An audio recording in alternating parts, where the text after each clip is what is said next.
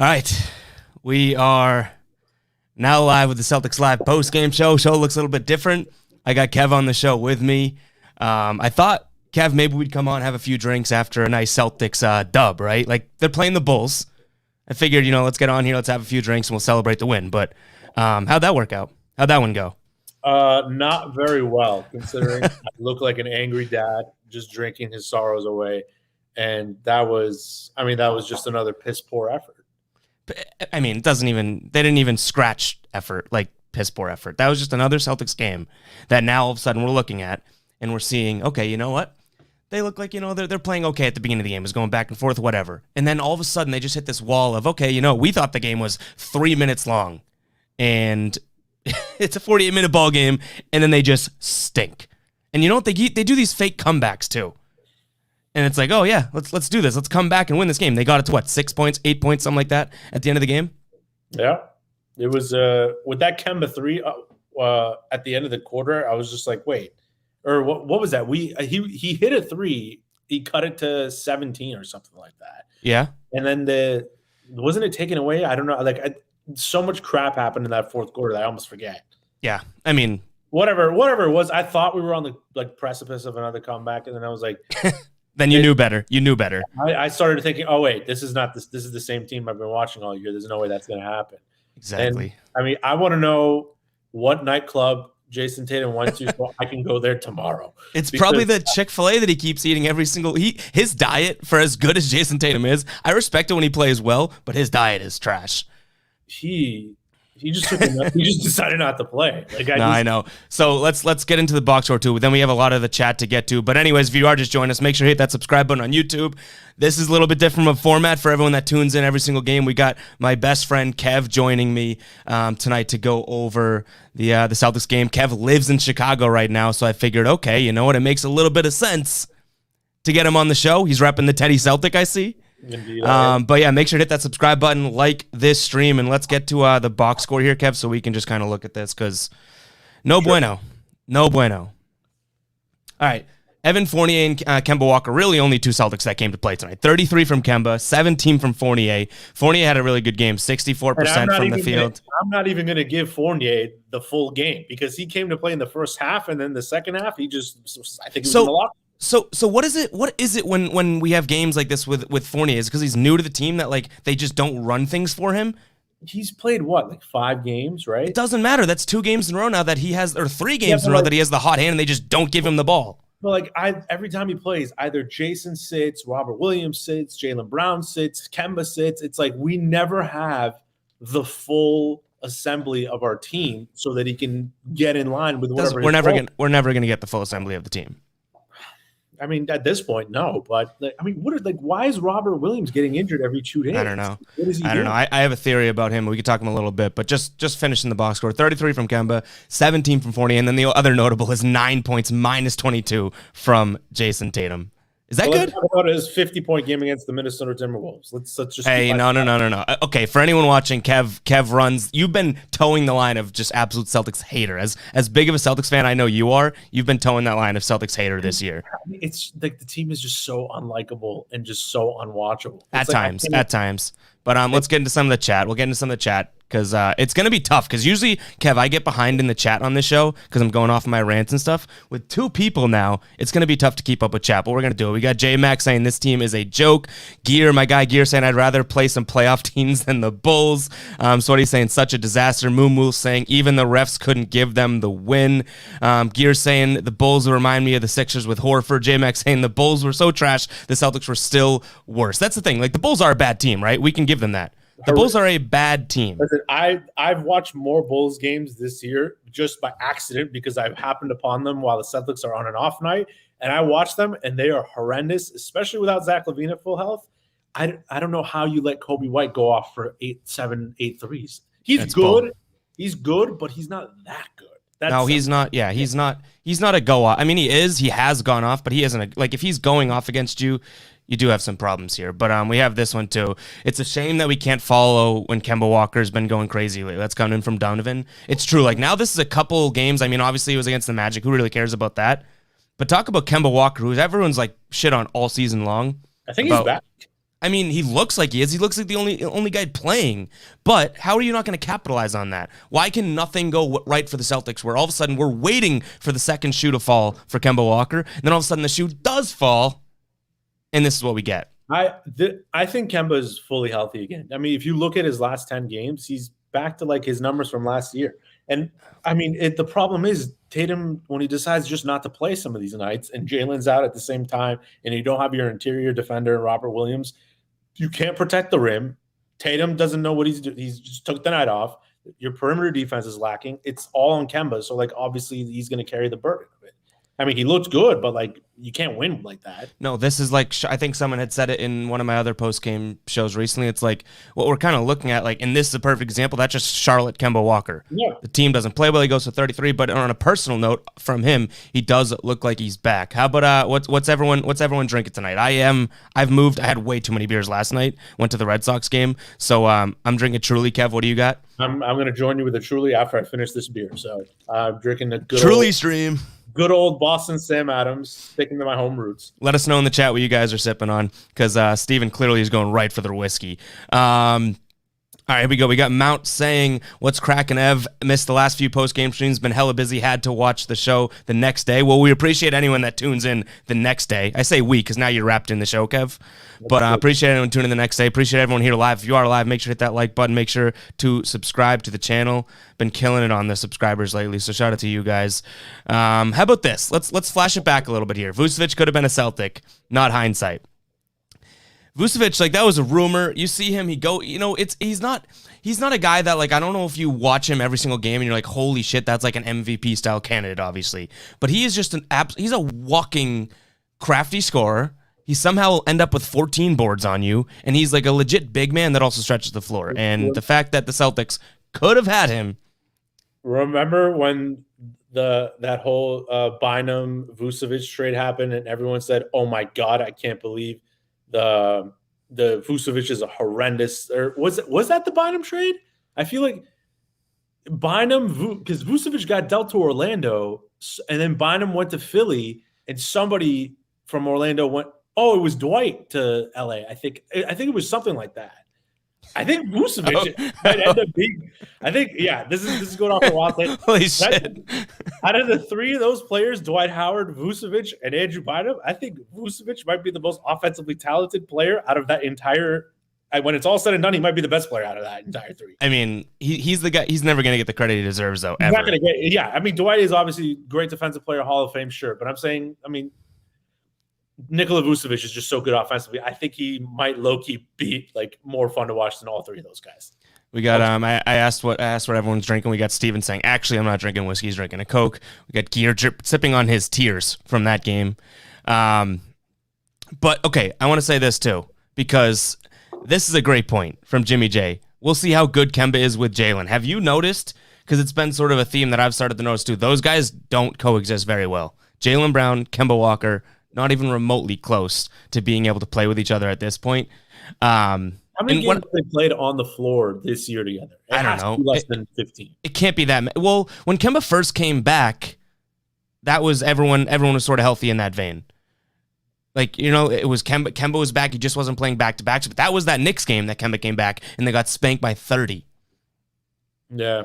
And that was like the start of a long ride of Kemba Walker does not seem like he can play with Jalen. Everybody was healthy except for Time Lord. That was literally the only like missing player. We were like, okay, and then all of a sudden we just couldn't stay healthy for the entire year.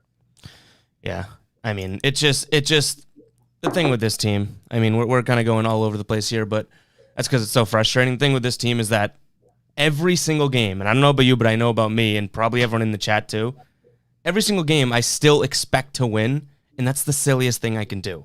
The stupidest thing I've done all year is get hyped for these Celtics games that they go out and just shit all over themselves. Oh, you're past that. You're past that, right? I go into every game expecting us to lose at this point.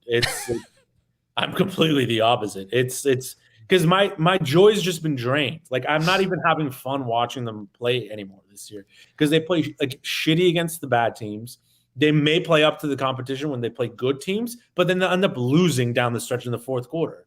So it's like I don't know what to do at this point. At this point, We hope to lose in the game, miss the playoffs because they ain't winning shit. I don't think about missing the playoffs because I don't think that's going to do anything. You don't need another young guy. You don't need your pick. So I think, I don't know about hoping to lose, but like, we got to get off the train of, oh my God, something's going to happen with this team. Like, I'm so far from expecting them to make any sort of a legitimate push. And if they do, then that's great. I'm still a Celtics fan. You're still a Celtics fan. If they do go and make that push, then guess what? We're happy. We're excied. Like, it blows our expectations away. I will buy a plane ticket and fly myself to Boston, and then I will go to the finals. But at this point, that's not going to happen. That's just not going to happen. I just want us to get to the point where we are good enough, like we're going to make the playoffs, but we're bad enough where we have a legitimate reason to fire Brad Stevens, because I want that experiment to end. That's what you're like. That's where we're both in the same boat in terms of how negative we are on the team, right? But you are full blown fire Brad. I've said over and over to the chat too, like, I'm not completely there for whatever reason. I'm just not completely there at firing Brad. And I think we've talked about it too, but the more, and I say this all the time too, it's like, if they make any sort of a push or get any sort of traction, it's going to give Danny Ainge, Wick, everyone in the organization, it's going to give them reason to say, hey, you know what, let's run it back next year and hope something clicks. It could be worse. Like, if there's one way to change the culture of a team, you get rid of the coach and find someone new. And everyone that's so and this is coming from a guy that isn't on like the fire Brad train yet, but I just see that argument to it. It's happened hundreds, if not thousands of times in sports history. You fire the coach, you get over it, you get a new one. Brad Stevens doesn't really have the resume to say, hey, like, let's keep him around. Like, what's he done this year? He's not Bill Belichick, where we can go, oh, we can have 7 seasons where we miss the playoffs, but who cares? We'll just keep it. Stevens hasn't won anything. He's not even Doc Rivers, where Doc has won a championship, and the Clippers gave him 8-9 years to do whatever he wanted to in LA, and then they fired him. Right. Brad's been here 8 years. 8 years. Okay, so this is 7-8 years, full years that he's been here. We've gotten to the conference finals 3-4 times, haven't gotten out of it. We've underachieved 3 years in a row. This is the point in which you fire him, because you're not going to get any better. I don't know if you fire him based on the last 3 or 4 years. Like, I think if he gets fired, it's based on this year. I don't think like you just said, I don't think they've underwhelmed 3 out of the last 4 years. Oh, they underwhelmed last year in the bubble. That last year, yeah, but as a year as a whole and the year before, like, I don't think the Celtics have been underwhelming. Did they flop at the end? Oh, yeah, but guess what? They weren't. If the Heat didn't beat the Bucks, you weren't expecting the Celtics to go to the finals. It's because they ended up playing the Heat in the conference finals that then everyone was like, oh, Celtics are a finals-bound team. Well, I mean, we almost blew it against Toronto in the second round. I'm not like, I mean, it's Brad Stevens doesn't know how to beat his zone. Like, if you are on the fire Brad Stevens train, which I know a shitload of people are, it's because of this year. It's not because of, maybe last year it can be like sort of the cherry on top type of thing. But last year you were, last year I started thinking about firing him during that playoff run, because I was like, this is ridiculous. This year is the cherry on top. Yeah. Terry's in the chat saying, hopefully I didn't unfollow him after this game. He's a Bulls fan. No, I didn't. I don't think I did unfollow you, Terry. If I did, I didn't mean to. I swear to God. Let me know. But it's the thing with Brad. It's like, everyone has always said, and I think we talked about this when you were on the podcast a while ago. Like, everyone has always said, who are you going to get if you fire Brad? But why does that matter anymore? Like, what he's doing lately is not more special than what anyone with like a legitimate coaching background or someone that's qualified for the job. And I'm not saying get Joe Schmo, the homeless guy off the street, and say that he can be the coach. But Brad Stevens this year, none of the stuff that we loved a couple years ago, last year even at times, he's not doing any of those things. He's not a dynamite guaranteed bucket out of an out of bounds play. In fact, he's doing the opposite. He's not taking timeouts when it's so obvious they need it. Even there's times where the players, after a bucket that the Bulls score, for example, the players will turn around and just look like expecting the timeout to be called, and then it's not. So it's like, what's their hesitation right now? Because everyone used to be able to say, hey, it's who are you going to get in replace of him? But what's that hesitation? Can go 35 and 31. You stick Vinny Del Negro in there, and he'll go 35 and 31. There's plenty of coaches out there, and like you said, any idiot can do what Brad Stevens is doing right now and underachieve and play at the terrible and coach at the terrible level that he's coaching. It's like I don't know what people want. You want to stay at 35 and 31? You want the players to keep tuning him out and just not listen to him? No, you need somebody new in here to get into Tatum's light a fire, not underneath his ass, in his chest. Mhm. If you light a fire underneath his ass, that's only going to last temporarily. You need somebody to literally just get in his psyche and just to change his he's got to have some wires. Dude, he's so talented. That's 60 points, 50 like these games. Like we haven't seen a Celtic this talented in so long. But then you have games like this where you just take nights off. It's just unacceptable. Yeah, and I mean I think I've probably argued you on that point like multiple times in the past. But it is so weird. Like you look at a game like this tonight, and he just wasn't even like. He wasn't there. He wasn't trying. Like it wasn't like this is a bad night for him. It's like I don't even remember a single play from him. You know what I mean? Like it's like he wasn't even involved with that. But anyways, I did pull up this playoff picture a while back. I think maybe it's not updated one game here because I want to say the Celtics probably slide into that 7 seed now. Obviously a big game on Sunday, but maybe half a game down now. Yeah. But you're now playing Let's just use this. I do think that you're probably in the play-in game here, but I'll start there, actually. Do you even trust this team to beat a one-game play-in against the Hornets? Because I think that they would, and I think that they will win. But, like, if I had a gun to my head, I'm not saying, hell yeah, book it, the Celtics are going to win a play-in game. This team has no balls to guarantee that for me. I mean, against any of these bubble teams, the play-in teams, I mean, we might lose 2 to the Heat at home, and then we're going to end up 9 or 10. Who the hell knows? I think out of all of those teams, the only one I trust us to beat is Indiana. But even so, it's like I think that I would trust to beat all of those play-in teams. Yes, but I would not put my house. I would not put one game. I would not exactly. And so here, I want to address this too because Deshaun says, can we at least be honest and say this has a lot to do with we haven't had our full team at any point this season. Tonight we were down an all-star and a rim protector. But guys, I have to keep telling you that's like the most common chat about like the hopeful fan, I guess. It's like this team in the last like 3 years, not even this year alone, has not shown that they can stay healthy. So I can't use that as an excuse or a reason anymore because it is what it is at this point. And I don't care if Jalen was out or Robert Williams was out, you could have beat the Bulls tonight. You're a better team with the Bulls with the guys that you had playing tonight. 100%. That's not a good excuse either because look at every other team in the playoffs on this list. Every team has an injury.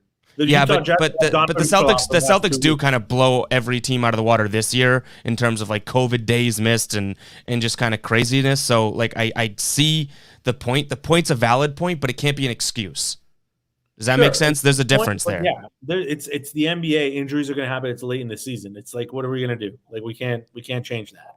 So Gear's saying this too. Look at the Bucks. The team's playing well, but maybe they're underwhelming a little bit. They're looking at firing Budenholzer. It's like team. You can't be unless your coach is truly like. Has he only been there for like a year? He's been there for literally 2 years. So, but they're ready to do it. I mean, we saw the Raptors do it and took a chance on Nick Nurse. They fired the reigning coach of the year.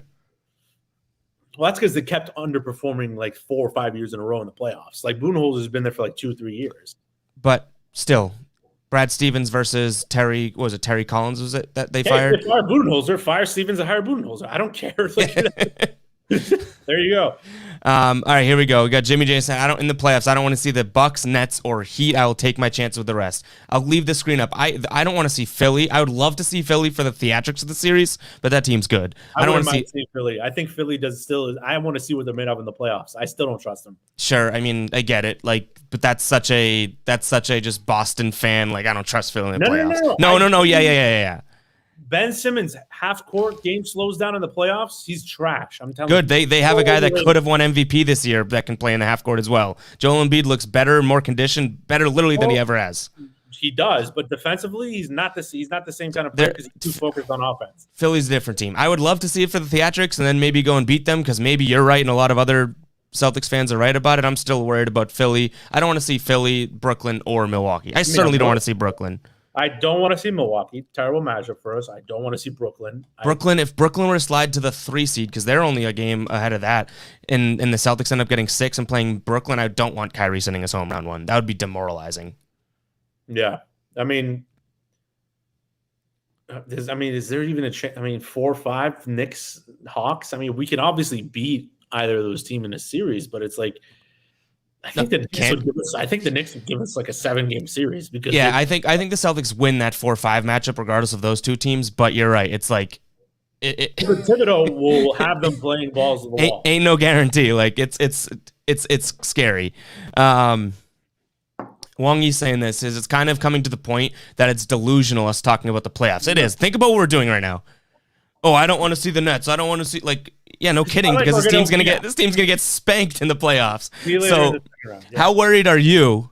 And anyway, everyone in the chat can let us know too. How worried are you just in general about like the future of this team? Now, when we say the future, I guess, thinking about I guess Brad, if he continues to be the coach, Tatum, as he grows, because you've said that you don't think that Tatum or Brown can grow into that, or you said something once before to me. It's like you don't think that they're able to develop that leadership characteristic or develop that fire. I don't get that. Like, I think Jaylen is a leader. He's a natural leader. I think Did you watch the Spurs game? Yes, but that's Jayson Tatum being a leader. He wasn't vocal. He wasn't doing anything, but he just said, like, let's go from start to finish. He's not a leader. It's just look at his personality. Everything about him just says I'm a follower. He's not a take charge kind of guy. Fair, but that's right now. I guess my argument is why do you think that just like doesn't matter? 24, 25, 26, 27, 28. Why is that always going to be the characteristic? Sure, there may be a possibility he does that, but I don't see any evidence that gives me any inclination that he will do that. There's no evidence that shows me he's going to be that kind of guy in the future. Most guys younger in their career, they're at least a little bit loud. They come in like Zion, while he may seem quiet to us from the outside, the guy's loud on the court. He's telling everyone what to do. That guy's a leader. Jaylen Brown's a leader. Like Tatum is not a leader. He just sits there and he's like calm. He's like, yeah, like he's just so nonchalant. He's not like a leader type of guy. But that's right now. Like it seems so weird to me that you can just be. Just because you're not right now doesn't mean you're guaranteed to be in the future. So but you're arguing that it's guaranteed that he's not going to be. But right now, the evidence doesn't tell us that he's going to be or that he is right now. So that's. I think there's some evidence that shows that he is. Like the Spurs most recently, he literally was the only guy that like was said, "Hey, everything's going south. I'm going to keep going north," and that caught fire across the team, and they won the game. One game. Was he a leader tonight? No. So like it's definitely not. Okay, I mean, yeah, it's the inconsistency. That's part of being a leader. You got to be consistent. So Greg's saying he doesn't think he'll turn into that unless he goes full Kobe mode later in his career. I mean, we all love Kobe, R.I.P., all that. But he's different.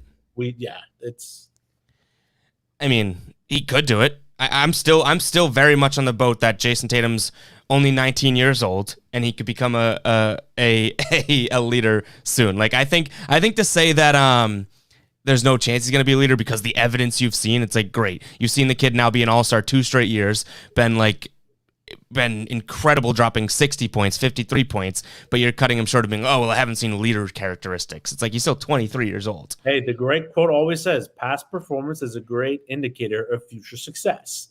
Based on everything that we've seen, he is not a leader. That's the only thing I'm saying. I'm not saying he can't be. I'm saying the evidence is pointing us into a direction where he's probably not going to be. Oh, don't say this, MT. You see that? He says go full Kobe mode when he leaves for the Lakers. Imagine that. This team gets so bad or gets so, stagnant that we see Jayson Tatum go West Coast. We see Jaylen Brown go. I shouldn't be breaking news here, but do we realize how bad it would be if either one of those guys just left? I mean, you enter a rebuild at that point. You have invested as a team and as fans and as an organization, invested every chip you have in the crumbs in your pockets into Jayson Tatum, into Jaylen Brown. If this team gets bad enough where they're like, what the hell are we doing here? I don't see them building around us, anything like that. That's such bad news. Forget even about that. The Brooklyn Nets might end up winning a championship before we do, even after we basically took their entire franchise and their picks from them.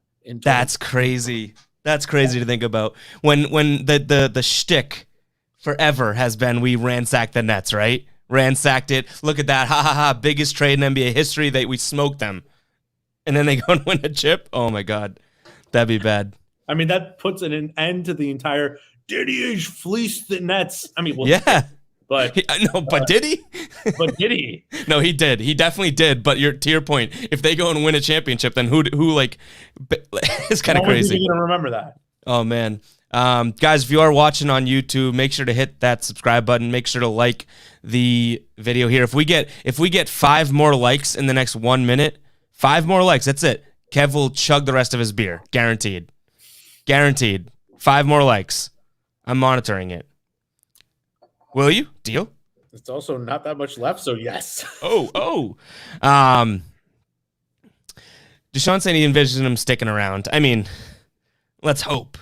I envision it too. That's the same thing as me envisioning Tatum as a leader, but that doesn't mean that it's going to happen. I do think that like Tatum very much has made it clear multiple times he wants to play with his team for the rest of his one team for the rest of his career and whatnot. But that doesn't mean if the team starts if the team starts to get a little hey, like what are we doing here? Like if we have another year next year like this year, Tatum's going to start thinking, Brown's going to start thinking, I feel like I'm almost wasting it here. Now, I don't know if they're the type of guys that will demand a trade, but a few years from now when their deals are up.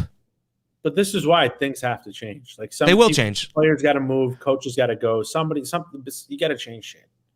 No, I think that I honestly think that like this is more of an anomaly than what we're going to be like what we should be seeing. Like this is a down year. This is not the start of a slow sort of downhill climb. I really wish there was some more sense of urgency by ownership and Ainge. Like Ainge has come out a little bit more like vocally saying like I'm disappointed in like the effort like in some of these games. But like I don't get how like Wick Grossbeck can sit there and just Wick still loves the team. Yeah, it's like dude, what are you doing? You own the team. Can you at least show me some balls and show some sense of urgency? But I don't know if it's like this team, like the way that I've started to come to grips with this team too, no matter what they could have done at the deadline or anything like that, like there's something fundamentally in their head wrong with this team. The way they play, the Celtic pride that they don't have, the lack of cojones, like adding players, doing something. I know what you're saying, like, getting a little fire from management, right? But like Danny Ainge, Wick, like there's something more wrong with just like, this team isn't built well enough. Like, sure, having more superstar talent would be better, but there's something wrong with this team right now, and it's the culture, the vibe, and that's why I always come back to, like, we got to look either at the players. You're not going to get rid of Tatum. You're not going to get rid of Brown, right? Well, then where do you go for the culture? You look at the coach. You look at, is he someone that we could move and then all of a sudden hit the reset button? Not the reset button in rebuilding the team, but if Brad's if tomorrow they say, hey, we're firing Brad Stevens, we're bringing in, Chauncey Billups, something random, regardless if Chauncey Billups is going to work out long-term or be better than Brad Stevens, it hits that sort of, okay, turn the page, new feeling, let's figure out what we got here. Well, so you got to get somebody who's won a championship as a coach, and there's not a lot of those out there. It's not like Phil Jackson's coming out of retirement to coach here. Or you got to get a former player who's an assistant, like you said, Billups, Cassell, one of these fucking people, Tyronn Lue, I don't care. One of these people that players can relate to, because Brad Stevens, he's a white dude from Indiana who played high school and college basketball at some shitty school. Like, it's like he's not exactly the most relatable guy to these guys on the team. And he's a great college coach. He's a great guy for underachieving teams, for players that, come together and play together, but he's not a superstar coach. He can't manage egos. You need somebody who manages egos. That's why you got to bring somebody who's a little bit of a hard ass or a former player. That's the only way. What do you think of this comment? It's good. It's a good point. I agree with it. You said Jalen's more of a leader. If you had to pick one of them, anyone's crazy saying he's a better player, but he's not a Batman. You're not winning a championship with Jaylen Brown as your Batman. No, but you might in the future, but not right now. Still be the second best player. That's why Tatum's got to step his ass up and stop having these minus 22, 9.3 for 15 games. Yeah. I mean, I guess we are talking a lot about Tatum. Hopefully they're not leaving 2 more likes, by the way, until Kev has to chug that beer, but he's just doing it anyways. You took it upon yourself. Okay. Greg says, I forget the team. Oh, no. Swallow. There you go. Greg says, I forget the team, but they are looking at Jason Kidd as a coach. I think it was the Trailblazers. Like, give me him over Brad any day. I feel like, what was he with the Bucks, right? And I feel like he didn't get his fair shake. Like, Jason Kidd, he was a coach for like a hot minute and then just got he got fired after like a year. Yeah, real quick. I would take him. I think that this team would benefit. I would take him in a heartbeat. I think this team would benefit from a former player. And I was always against the former player coach because I thought, it's the easy route to get the job, yada, yada, yada. I honestly think that getting a former player that's been there can say some, I guess can say I've been there before. This is what you got to do. I think that would benefit these guys so much. It's an interesting case just because you don't like him though. You're a huge you don't like his like off court stuff that he struggled with. He's got a checkered past, and I just don't think he's just not the right choice, like personality wise. He doesn't. Yeah, he's a champion and he was great point guard or whatever, but like he was never like the alpha on a team. Like with the Nets, like it was Kenyon Martin, Richard Jefferson who led the locker room. Like with the Mavericks, it was Dirk. Like it's like on the Suns, it was I think it wasn't Kevin. It was like Jim Jackson and like freaking like a million. Like it was just a weird combination of people. He got fired from the Nets and the Bucks with really good teams, and on his it's not a good sign. It's not, but I mean. You don't think Jason Kidd could be Brad Stevens right now and get this record? I think he might be even a little bit worse. Maybe. I mean, I don't know. I'm doing it. I would do it. I would only do it for the change of culture, change of scenery. I do give him credit. I mean, you're right. I do give him credit for telling his players, hit me so he could spill the drink on the floor again. That is an all-time classic. What do you think I think Kevin Garnett's just way past wanting to be a coach. The guy's looking at he's trying to buy teams right now, That'd be awesome. Like, yes, that'd be awesome. I don't know why Wick doesn't say, hey, Kev, come get a minority share of like the Celtics. I mean, I would love to have him around the organization. How about this? Brad Stevens just chalked the season at the beginning of the year running the double bigs, even when he said he didn't like that lineup. Over and over again, Brad Stevens said, yeah, no, we weren't playing well with like the double big lineup, and they just kept using it. I'm just glad Grant Williams did not play as much tonight, even though he was good in his limited. He played all right, yeah. That's my Grant womp womp for the people in the chat that know. It just needs to be on a continuous loop every time we mention him. But So Ben is saying Brad's too nice. Needs to love playing for the Seas. It should be the pinnacle of their career, not a stepping stone. Yeah, I mean, and there was that podcast. It was the JJ Redick podcast that Jayson Tatum went on. Jayson Tatum went on it and said, they asked him. It was like probably a year ago, maybe. Bubble, yeah. Yeah, and then JJ said, he was like, what's the difference between Coach K and Brad? He goes, well, Coach K, like, man, that motivates you. Like, you don't want to mess up in front of him. I'm paraphrasing, but pretty much that. And he goes, and then Brad, yeah, he's more of like an X's and O's guy. That's literally like, that's perfect. That's from the horse's mouth. That's like, it shows that. That just shows you the lack of respect he has for Brad Stevens as authority. Maybe not respect because now it looks like that. Now it's sort of like, we can put two and two together. But at the time he was just saying like, he's not a motivator. He trusts his players to do their own thing, so on and so forth. But now looking at it, it's like, yeah, no kidding. That shows that Brad doesn't have any authority in that locker room. He also said Coach K, and then he just called Brad. I don't know. I mean, maybe I'm reading too much into that, but he didn't call Brad Stevens. Coach K. Yeah, I know, but does everyone call Brad just Brad? Not what about Coach Brad? Yeah. Hey, Coach B. True. No, Coach B is probably even more. Asshole. I hate Krzyzewski. Him and his muskrat face. Chris is saying it's also like Danny and Brad aren't on the same page. I know Brad loves running the switching everything lineup, and Danny just isn't doing it in. What is that? Does that mean like Danny's not putting together the team that Brad wants to coach? Because if so, that's a huge disconnect. But I don't blame, like, so far, I know we get a lot of Danny Ainge sort of. I'm gonna grab a beer. All right, so can you still hear me? Yep. Oh yeah. Oh yeah. So this is like normal nights. It's just me and the chat now. But my thing with, and I've said it over and over again before, why you can't blame Danny Ainge right now is because you're losing games like tonight. You're losing games like against the Knicks, the Pelicans, the Pistons.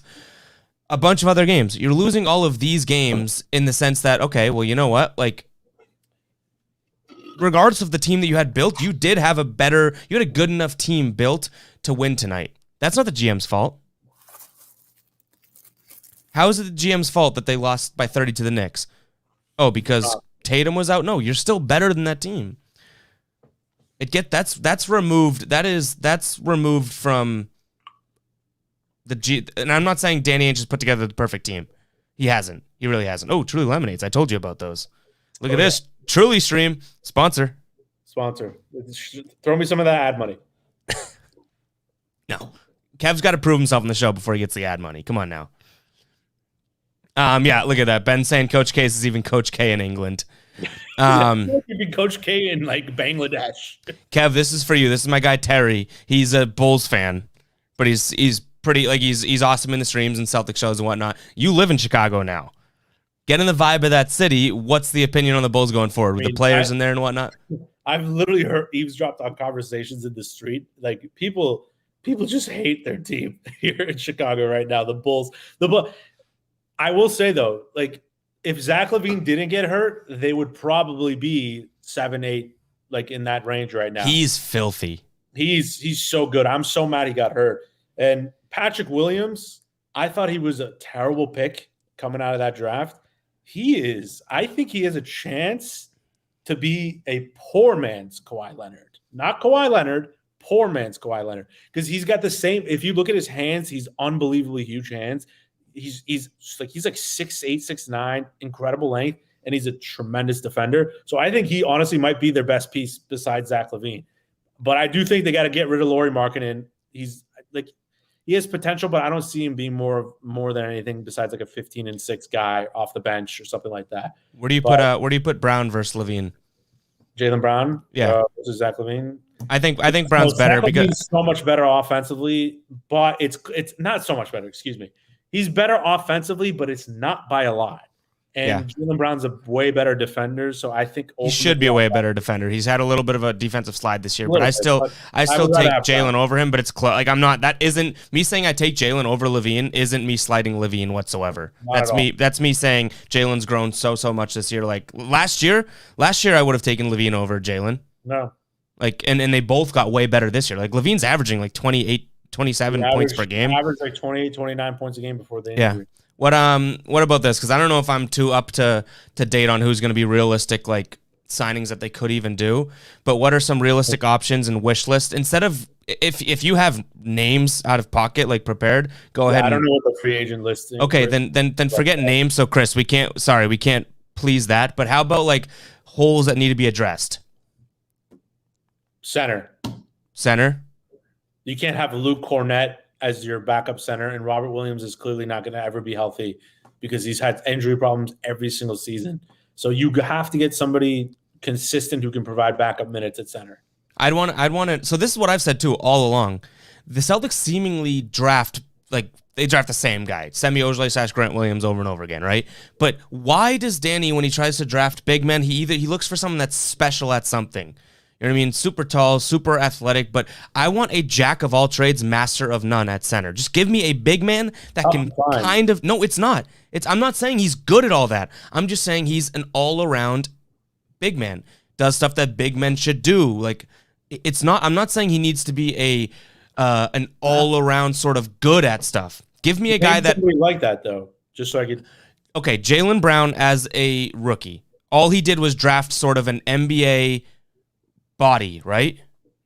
Every part of Jaylen's the game now is not even remotely close to what they drafted. Like a mold of like a center, like Bismack Biyombo. I mean, he's not good at he's not even decent at like every little. It doesn't matter. He's just a big body. You said give me a name that was literally for whatever reason first name that came. Hate Bismack Biyombo. I don't want Bismack Biyombo on this team. I'm saying give me just a random big guy that actually is a big man, slightly athletic, slightly rim protector. He's not. McGee. I mean, yeah, I would take JaVale McGee in a heartbeat. I feel like he's a little bit closer to master of something and not a jack of all trades. I would never call him a master at anything. I said little. I feel like you're missing the jack of all trades, master of none sort of. JaVale McGee is a little good at most things. Yeah, but you're not going to get a JaVale anything. McGee just in the draft like that. He's a ridiculously long and athletic guy. Oh, you mean in the draft? I thought you meant in free agency. No, that's what I mean. When you look at these, just get a NBA ready big man body in the draft. I guess I never specified that. So it's tough because with big men, they're the most difficult players to analyze coming into the draft because the game in college when it comes to big men is not. This is huge, by the way. I know we're talking big men, but knockdown shooter off the bench, yeah, sign me the hell up. Well, I mean, people kept telling me Neesmith was like 45% from three. Nerlens? Oh, Nerlens Noel. That's a good name thrown in. He's a gettable guy, local guy. I don't know if he's got gettable anymore because he's going to get a lot of money after playing the way he's played this year. Yeah, maybe. Mo Bamba's been a name that's been brought up. I would take him in a heartbeat. He's playing a lot better now that he's getting minutes. Yeah. Jakob Poeltl's not a bad name. Well, it's a terrible name if we're being honest, Yeah, but it's not a bad player. He's actually a perfect example. He blocks shots, he rebounds, he can get inside, and he shoots a mid-range jumper. He's not like a specialist at any of those. No, he just kind of That's a good. Greg's been. These people are just giving us great names right now. Call them these people again, and I'm kicking you off the stream. I'm sorry. His cult followers. Cult followers. Fair, I'll take it. Chris says next year is promising. I believe Neesmith, Priester. Okay, hold on. Before we even get to the rest of Priester. Neesmith and Pritchard. Whatever. You hate Neesmith still, even after what he's been doing lately. Oh, you're a loser. I don't hate him. Listen, you're a loser. He put up 4 points and 4 rebounds tonight, and people are like, "Oh my god, he plays hard." It's like, listen, Neesmith, I will maintain right now was a terrible pick because he wasn't NBA ready. He's still not NBA ready. No, it can't be terrible pick because you can compare it to Romeo Langford. If Neesmith's a terrible pick, what's the Langford pick? God awful. Pick. Okay, fine. I think Neesmith. I don't know if Neesmith gets the fairest of shakes because I think he started to turn it on, and then when Romeo Langford came back, Brad Stevens sat him out of nowhere. That's not in Neesmith's control, though. Then he comes back a month later and starts playing well. It's like if Brad kept playing him, he could be a different Neesmith that we've seen. We've already seen the guy start to get some traction. He could be way, way, way, way, way better if he didn't take a month off. He's played well. He's had 3 really good games, like the 16, 14 points against bad teams. Yes, they're bad teams. He plays hard, which I will give him credit. He wasn't doing at the beginning of the year because he just looked like he didn't even know he was on a basketball court. He's playing a lot harder, but I maintain that pick was just not a good pick because he's not NBA ready. Maybe because, he hasn't contributed like a lottery guy, but I don't know. I don't know. I think that I honestly think that Brad Stevens may have like mucked up Neesmith's because he stunk at the beginning of the year. We talked about it. He did. But then he started to get that sort of, okay, I'm climbing. And then Brad Stevens went, yep, no, back down the hill. That sucks. Yeah, but the thing that, I at least underestimated about Pritchard was he's completely NBA ready. Like it's all because he spent 4 years in college and he knows the game. He's been around. He's seen shit. The guy is super comfortable on the court. He doesn't look nervous at all. And he's a very good shooter. So I think, the guy's been a godsend as our backup point guard. Yeah, he has. What about this name thrown out here, Ivan Zubac? I'd take him. Zubac. I have a feeling he's gonna get over. He's the type of guy that will get overpaid somewhere. Yeah, he's gonna get paid $50 million. Yeah, 7'1" stiff somewhere. Speaking of a guy that I would love though, Jared Allen.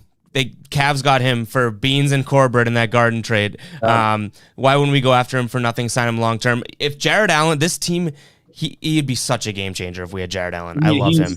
He's literally like a progressed version of Robert Williams. But like probably more fundamental. Jared Allen isn't like jumping on pump fakes. He's also not sitting every 2 games. Yeah, it's fair. Also, great Afro game. Kind of like yours when you grow it out. That's true. Neesmith had a foot injury and hadn't played competitive basketball in over a year. But that's part of the reason why I said we should have drafted him, because he played 12 games against teams like UNC Wilmington, and we're supposed to judge him shooting 40% off that. It's like you can shoot 40% against UNC Wilmington, Evan. You're saying that like it's like a bad thing? Like, no kidding, I would. Have you seen my? Yeah, the people in the chat have seen it. We've pulled up my jump shots before. They've seen the stroke. Jan's asking Taco played 6 minutes. It was not in Taco did play tonight. Like not legit 6 minutes, but he played tonight. Little slow on defense, super like making stupid fouls, but I think he had like a couple nice offensive possessions at least. But a cute player. He should have never played. It wasn't. I mean, in a game where you don't have Robert Williams, I mean, you might as well throw him out there. Kofi Cockburn from Illinois. Okay, great. Is this thing on? Canceled. Center spot, great defensively. Only downfall is you struggle stretching the floor. Well, if you can't stretch the floor, you can't play in the Brad Stevens system. And I think the thing is, I think they have like their non-stretch the floor big in Robert Williams. Robert Williams is only 6'8", I get it, but he plays way longer than that. Bigger, yeah. So I want, like I said, who do we say, Jakob Portal? Like he does sort of get that sort of. He's not a stretch. I'm not talking like a sharpshooter stretch the floor, absolute. But give me a guy that doesn't need to hang around the paint. That'd be great. But I would take Kofi Cockburn just for the name alone. I will get that jersey like the first day when he's here. Greg saying the worst thing is, like I say every time, we could have. Hey, this is your like number one take. You love this. I forgot about making that point. Halliburton. Oh my God. Listen, I made the point that we should take. I told you. I don't know if your streamers know or viewers know this. I said we need to draft Matisse Thybulle literally 2 months before that draft. How would they know this? Why would they know that you said this? I don't know. Maybe you mentioned it. I don't know. Hey, I got this friend that meant. Go ahead. I said we should take Matisse Thybulle, who I maintain will be like the Bruce Bowen, Tony Allen for the next 20 years in the NBA.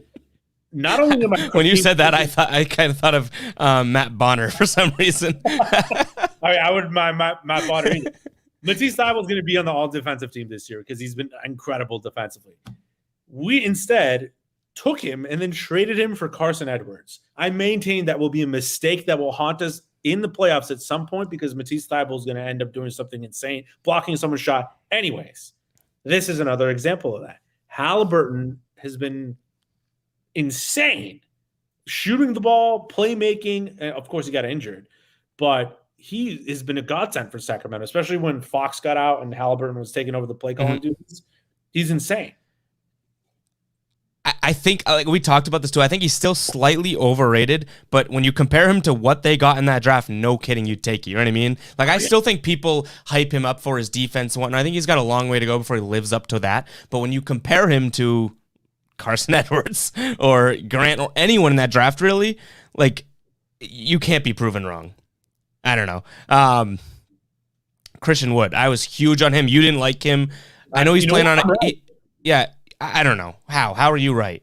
I told you he's a guy who's going to put up big numbers on bad teams, which is exactly what he's doing. He hasn't made that team a good team. He hasn't. That's not his. I mean, Christian Wood wasn't single-handedly going to make your team good or bad. On a good team, it was going to be good. The numbers are just all hot air. Like he's putting up 21 and 9. It's like, who cares? The team still sucks.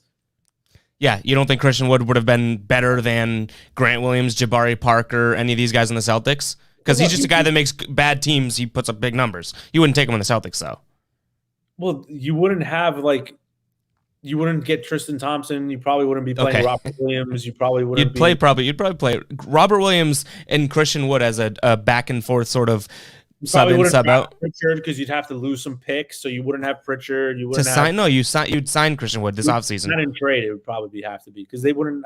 Because they restructured the deals. They had Kemba, Jalen, and Jayson. They have those guys at max deals. You'd have to do something. I think you're trying to spin it because you didn't like him. I have no idea what you're talking about.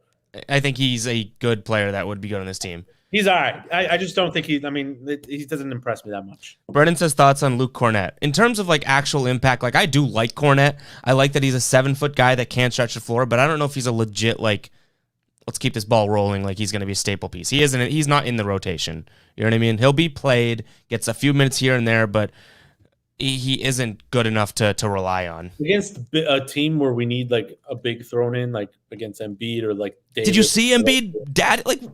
Embiid made him maybe consider retirement. Cornett is our only 7-foot plus body. We have to throw everything we have. Yeah, I mean, I wouldn't be like I like that Cornett got the job over Wagner. I think Cornett showed he was a little bit more versatile and bigger. Bo Wagner was horrendous. Where am I seeing this? MT says I'd love Valanciunas on this team. I'd take him. I'm not a big Valanciunas guy, but again, I've always had this sort of the reaction of I would take whoever on this team. Like, you name a name, I'm probably going to say they'd be better than Grant Williams. They'd be better than Semi Ojeleye. Like, chances are I'm saying yes. Travis Kelce's twin wouldn't be that bad, but what about a Taco Bull and Mo Bamba trio? It sounds like the newest dish at Chipotle. Steven says Wood doesn't play any defense. All right, so you got someone that backs you a little bit, but he also said he would have wanted him. So, Greg saying Wood would be great on a good team as their center and could be a great piece. I'm huge on Christian Wood. I DM'd him. Like, I tried to fanboy twice to get him to come here. I DM'd him twice, being like, "Come on, like it's gonna be amazing. Come here." Brendan says, what moves can we make in this offseason? We don't have much cap space. The array of picks we had a few years ago. I think your answer is easy. What a great job we did with all those picks. Neesmith, Grant Williams, Carson Edwards. Oh, my God, these guys are blowing me away. I think your biggest offseason move is get a new coach. Get a new fucking coach. That's your big move. I don't know how many draft picks we have this year. Please tell me it's only 2, 1 first. I don't even know. I mean, based on where we're going to finish, I'm guessing we're picking 18th, 19th, somewhere around there. We're just going to, that's just trade the fucking thing away. I know. Give me this year is a deep draft. I will say that. The top 5 picks are going to be potential superstars. But you know that Danny Ainge is going to draft a Grant Williams 2.0 or something like that. He loves that 4'11", 392 pound sort of. He tried to do the Draymond Green thing with Grant Williams, and it severely failed. Severely failed, to say the least.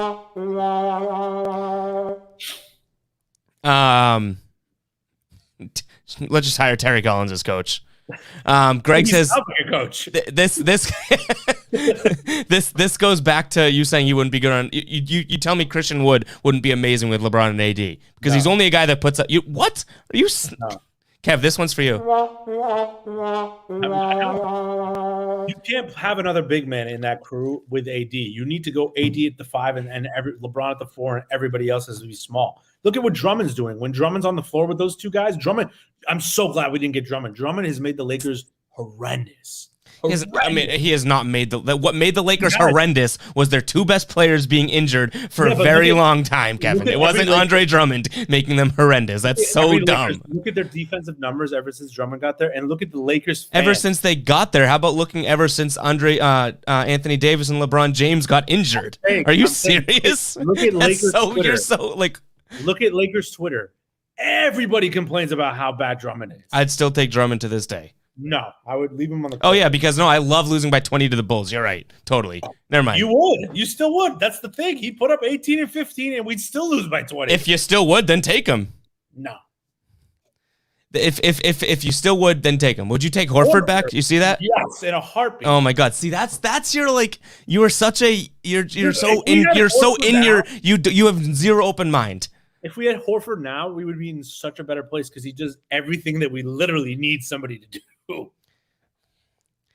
I mean, and he was healthy when he was here. He sets picks, he plays defense, he shoots the ball, spaces the floor, is a good defensive leader. That's literally what we need. Oh my God. I don't think Horford, the biggest reason I'd possibly want him back is for the locker room, not for anything he can do on the court.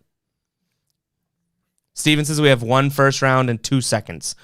Why do we even have 2 seconds though? We're gonna draft a bunch of Yam Matters and leave them overseas. I did not even realize we had an Israeli guy. Yeah, when did we? I talked to you. I was like, Yam Matter. You go, what? Yamamama? What? I was like, huh? Is that a new what is that? I mean, yeah. Greg says Horford is terrible. I mean, Kev. If you take Horford, I get not even nostalgia, but getting Horford back sounds pretty good, but it would not make this team any better. He's willing to restructure his contract. Yes.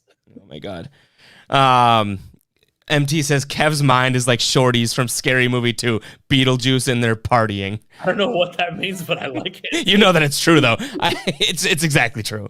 I don't know what that means, but I like it a lot. I mean, I don't know what it means either. I feel like I got a little bit of a know what it means, but how I've about seen this? Scary Movie too, but it's been a while. Kev, we're gonna jump off soon. So everyone, thank you for the comment stuff. But if we get one more like in the next I'll give it one more like in the next minute, you're finishing that truly. One more like, that's all it is. Diet. This isn't good for my diet. Well, you are. I mean, hey, shout out to Kev. He's down 40 pounds. He looks like a snack. Appreciate it, bud. One more. Oh, wait, we just got 3 likes. Chug it. I'll do it too. And we'll take a couple more comments, and then we'll get out of here. Ready? Cheers.